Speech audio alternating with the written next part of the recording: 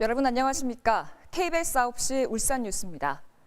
지금으로부터 꼬박 1년 전인 지난해 2월 22일 울산에서 처음으로 코로나19 확진자가 발생했습니다. 그로부터 1년이 지난 지금 울산 누적 확진자 수는 999명, 한 달 평균 77명이 확진 판정을 받았습니다.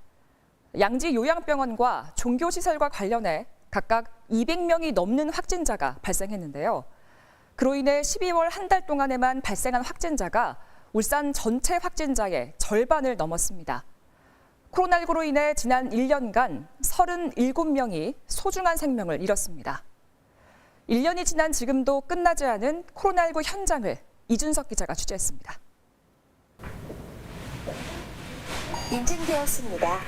이제는 관공서는 물론 일반 식당, 카페 등을 갈 때도 출입 명부를 작성하거나 QR코드 인증은 필수가 됐습니다. 익숙해진 것 같기도 한데 또 가끔씩은 또 모르시는 분들도 계셔가지고 전화를 하게 하고 그러고 전혀 없으시고 알아서 다 잘해주시는 것 같아요. 코로나19 현장에서는 확진자가 있든 없든 감염 차단을 위한 방역, 보건 인력의 노력은 쉼없이 이어지고 있습니다.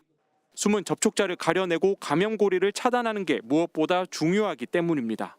1000명이 될 수도 있고 10,000명이 될 수도 있는 상황이라서 그 한 명을 확진자 생긴 한 명을 이제 역학조사할 때는 정말 사활을 걸고 하고 있습니다. 코로나19는 우리 사회의 취약점도 그대로 드러나게 했습니다. 경제는 물론이거니와 노동, 교육, 환경 등 사회 전반에 걸쳐 나타난 불평등이 그것입니다. 양극화라고 하는 것처럼 소금 부족 문제, 사회복지 문제라든가 사회급여 문제라든가 소득 감소 문제들을 어떻게 책임져 줄 것인가 이런 부분에 대한 고민들을 만들고 대안들을 좀 만들어 나가야 되지 않을까 싶습니다. 실제 울산 지역 실업급여 신청자는 지난해 1월과 비교해 3천여 명 58%나 늘었고 지난해 4분기 울산의 중대형 상가 공실률은 15.6%로 전국 평균을 넘어섰습니다. 수치료 계량화할 수 없는 침체와 불황, 그에 따른 아우성까지 곳곳에서 나오고 있습니다. 재정 집행에 있어서도 이와 같은 문제점을 어떻게든 보완하는 그런 노력을 해 나갈 것입니다. 한 번도 겪어보지 못한 감염병 위기, 우리의 일상을 바꾸고 산적한 문제를 드러낸 채 1년이 지난 지금도 여전히 진행형입니다. KBS 뉴스 이준석입니다.